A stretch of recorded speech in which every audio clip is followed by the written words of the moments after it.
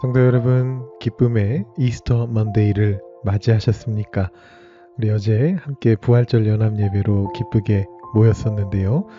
우리 다시 오랜만에 온라인으로 유튜브를 통해서 다시 한번 새벽 묵상 시간으로 여러분들 만나 뵙게 되었습니다. 오늘부터 우리가 기쁨의 50일을 시작하게 됩니다. 제가 이미 여러 해 동안 이 기쁨의 50일에 대해서 안내해드려서 우리 토론토 한인장로교 성도님들께서는 대부분 다 이 기쁨의 50일이 무엇인지 알고 계실 텐데요. 우리 부활절로부터 그리고 오순절에 이르기까지 성령 강림절에 이르기까지 50일 동안의 기간을 부활절기로서 기쁨으로 함께 보내는 이제 그런 시간을 기쁨의 50일이라고 합니다.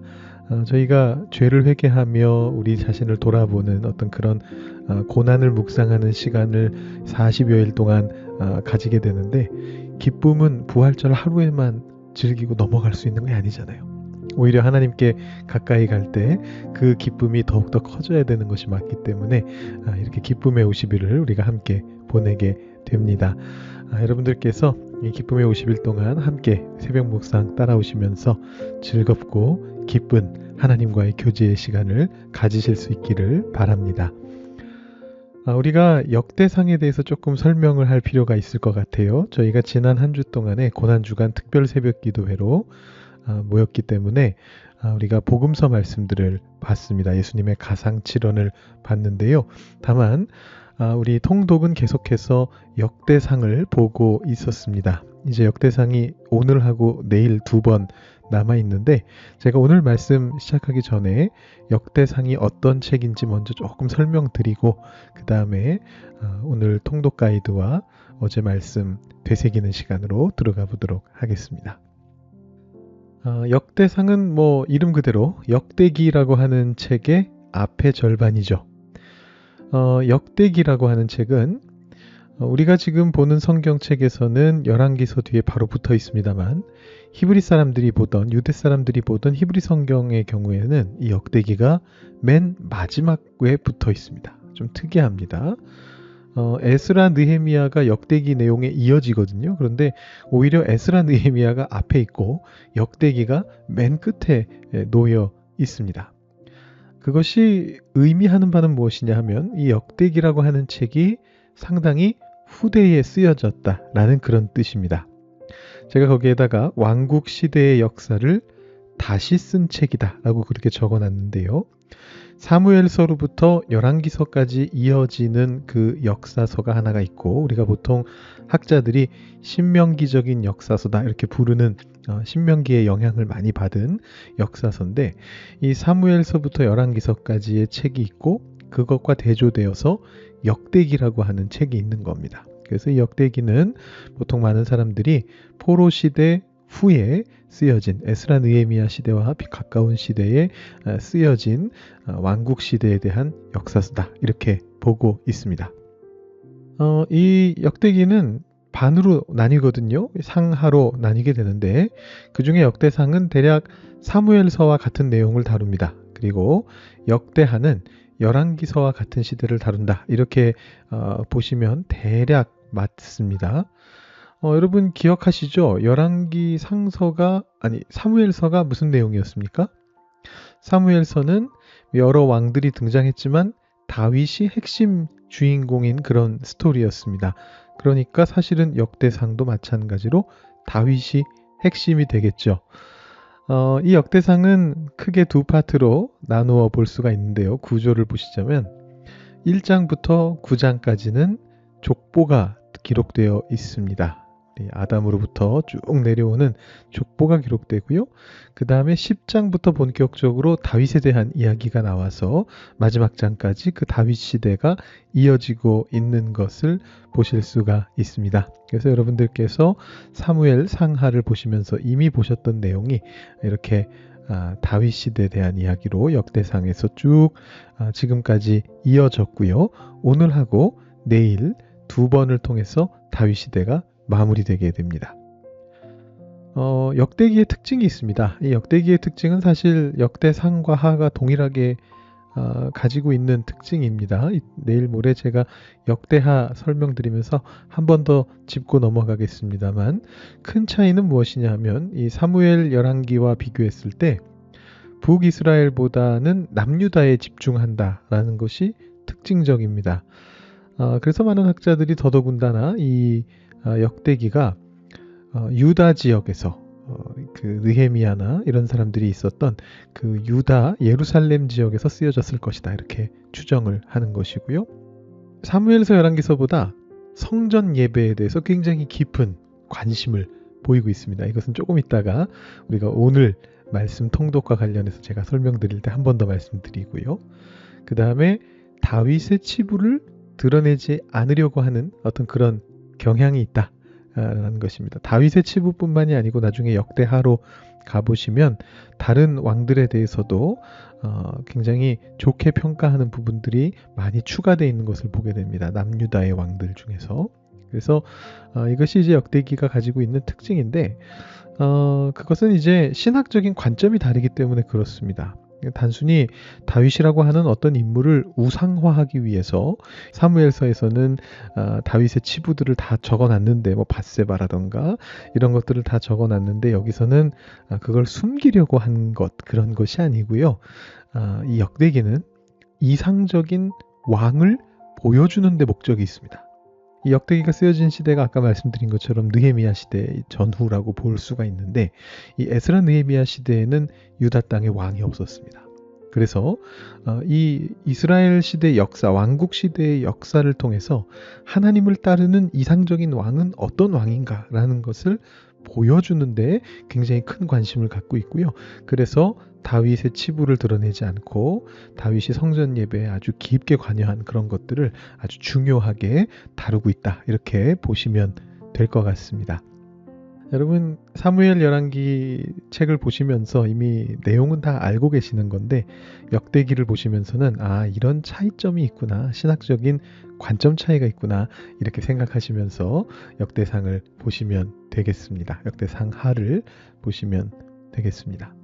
오늘 말씀 가이드 드리는데요, 상당히 간단합니다. 오늘 말씀 보시면은요, 막 이렇게 많이 묵상할 거리가 있지는 않고요. 사람들에 대한 얘기입니다. 쭉 어떤 사람은 무슨 일을 맡았고 어떤 사람은 무슨 일을 맡았고, 이 다윗 시대의 어떤 주요 인사들의 명단이 나오고 있는데 사무엘서에는 나오지 않고 있는 내용들이죠. 아까 말씀드린 성전 예배에 대한 관심이 여기 등장합니다. 그래서 레위 사람들은 어떤 일들을 맡았으며, 원래는 성막을 지고 이동하고 그런 역할이었는데 이제 성전이 세워지게 되면 어떤 일들을 하게 될 것인가, 이제 이런 이야기들이 나오고 있고요. 23장에서 24장에서는 제사장 직분을 맡은 사람들에 대해서 이야기하고, 25장에서는 또 다른 레위 사람들이 나오는데 이 사람들은 특별히 찬양을 담당한 사람들이 나옵니다. 오늘날로 따지면 성가대, 찬양대와 찬양단, 이런 곳을 말하는 거죠. 씨앗 찬양팀, 이런 것을 말하는 것인데, 이 레위 사람들에 대한 기록이 25장에 나오고 있습니다. 그리고 또 남은 또 레위 사람들이 또 있거든요. 이 사람들하고 군대 지휘관들, 다윗 시대의 지휘관들은 내일 말씀인 26장, 27장에서 여러분들이 그 명단을 보실 수가 있습니다. 그래서 여러분들께서 오늘 말씀 통독하실 때는 특별히 묵상할 만한 내용이 많지는 않은데 그냥 한번 쭉 읽어보시면서 다윗이 이렇게 성전 예배에 관심이 많았구나, 우리도 예배에 관심을 두고 살아가야겠다, 이런 마음을 가지고 오늘 말씀 통독해 보시면 좋을 것 같습니다. 네, 자, 이제 어제 말씀 다시 한번 돌아보면서요, 우리 부활절의 기쁨 계속해서 오늘 하루도 누리실 수 있게 말씀을 좀 읽어드리도록 하겠습니다. 어제 우리가 함께 본 말씀 히브리서 10장 19절부터 25절까지의 말씀 제가 먼저 봉독해드리고 정리 한번 해보도록 하겠습니다. 그러므로 형제들아, 우리가 예수의 피를 힘입어 성소에 들어갈 담력을 얻었나니 그 길은 우리를 위하여 휘장 가운데로 열어놓으신 새로운 살 길이요, 휘장은 곧 그의 육체니라. 또 하나님의 집 다스리는 큰 제사장이 계심에 우리가 마음의 뿌림을 받아 악한 양심으로부터 벗어나고 몸은 맑은 물로 씻음을 받았으니 참 마음과 온전한 믿음으로 하나님께 나아가자. 또 약속하신 이는 미쁘시니 우리가 믿는 도리의 소망을 움직이지 말며 굳게 잡고 서로 돌아보아 사랑과 선행을 격려하며 모이기를 피하는 어떤 사람들의 습관과 같이 하지 말고 오직 권하여 그 날이 가까움을 볼수록 더욱 그리하자. 아멘. 네, 어제 말씀의 핵심은 부활의 또 다른 그림이 있다라는 것이었습니다. 진짜 그림 말하는 게 아니고요. 이미지를 말씀드리는 건데 우리 성경 속에서 우리가 발견하게 되는 고난과 부활에 대한 아주 익숙한 이미지가 있습니다. 바로 예수님께서 거룩하신 산 제물로 등장하시는 6월절 어린 양으로 등장하시는 그런 이제 그림 언어입니다. 그래서 예수님을 어린 양이라고 표현하고요. 예수님의 살이 찢기시고 피를 흘리시고 한 것을 이 제물에다가 비유하는 이제 그런 표현들이 곳곳에서 신약 성경 곳곳에서 등장하고 우리가 찾아볼 수가 있습니다. 그런데 우리가 살펴본 히브리서에는 또 한 가지의 이미지, 그림 언어가 등장을 하죠. 그것은 무엇이냐 하면 예수님께서 제물이 아니고 대제사장으로서 지성소의 휘장을 찢고 들어가시는 그런 그림입니다. 십자가 위에서 예수님께서 달려 돌아가실 때 마태복음, 마가복음에 그 기록이 있습니다. 성소의 휘장이, 지성소를 맡고 있던 휘장이 찢어졌다, 갈라졌다. 이런 기록이 나오고 있는데요. 결국은 자신의 육체를 휘장으로서 찢으셔서 우리가 예전에는 하나님이 임재하시는 공간인 지성소로 들어갈 수 없었으나 예수님께서 앞서 가시면서 우리를 그곳으로 갈 수 있게 해주시고 그래서 우리가 하나님의 임재 안에 거하게 되었다라는 것을 보여주는 아주 중요한 그림이 이렇게 등장하고 있습니다. 자, 예수께서 뚫으신 그 길은 이 히브리서 말씀에 이렇게 적혀 있죠. 새로운 살 길이다. 이렇게 기록되고 있습니다. 여러분이 새로운 살 길을 걷는 방법 무엇일까요? 우리에게 생명을 주시는 이 새로운 살 길을 걷는 것은 아주 즐거운 일입니다. 주님께서 동행하시고 또 우리가 서로 동행하는 것이죠. 근데 보다 구체적으로는 성경 말씀에 나오는 이 세 가지를 기억하셔야 됩니다. 첫 번째는 하나님께 담대하게 나아가는 겁니다. 길이 이미 열려있다라는 것을 믿으면서 주님이 앞서가고 계시다는 것을 믿으면서 하나님께로 담대하게 나아가는 것이고요. 두 번째는 소망을 굳게 잡는 것입니다. 약속하신 이는 미쁘시단 말입니다. 하나님께서 우리를 그렇게 만들어주시겠다고 약속하셨기 때문에 우리가 그 소망을 굳게 잡으면서 미래를 바라보며 나아갈 수 있고요. 가장 중요한 건 이것이죠. 서로 돌아보며 격려해야 된다. 이것을 통해서 우리가 서로 함께 손잡고 그 길을 걸어갈 수 있게 되는 것입니다. 우리 어제 오랜만에 교회 오셨던 분들이 많이 계셨습니다. 제가 이렇게 다 만나 뵙지는 못했지만 여러 자리로 식사 자리에서 또 예배 후에 또 예배 전에 이렇게 뵙고 인사 나누고 했습니다. 그 중에는 선교 다녀오신 분도 계셨고 또 여러 가지 여행 같은 곳 갔다 오신 분들도 계셨고 또 몸이 좋지 않아서 한동안 못 나오셨던 분도 계시고 일이 바쁘셔서 못 나오셨던 분도 계시고 여러 분들이 계셨는데 뵈니까 너무 반갑고 너무 좋더라고요. 여러분들께서도 아마 그러셨을 것이다 그런 생각이 드는데요. 우리 오랜만에 뵀던 분들 또 새로 오신 분들 또 우리 가족들 이렇게 기억하시면서 기도하시고 또 이렇게 연락도 해주시고 하면은 얼마나 좋을까 그런 생각을 해봅니다. 그것이 우리가 새로운 살 길을 걷는 방법 중에 하나인 것 같습니다. 어제 말씀 간단히 정리해 드렸고요. 우리 나눔 질문 마지막으로 한번 생각하면서 여러분들 직접 묵상해 보시는 것으로 오늘 새벽 묵상 마무리하도록 하겠습니다. 첫 번째 질문은 주님의 고난이 우리에게 새로운 살 길을 열어주셨다라는 그 사실이 우리에게 어떤 기쁨을 가져옵니까? 라는 질문입니다. 우리가 부활절에 기쁨을 누리는 것은 바로 주님께서 우리 앞에 새로운 살 길을 열어주셨기 때문이죠.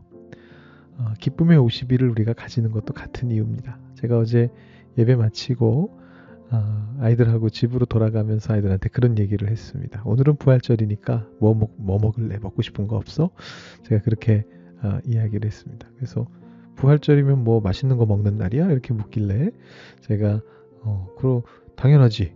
부활절은 우리가 기뻐하는 날이니까 기쁨을 가지고 나아가는 날이야. 이렇게 제가 얘기했었습니다.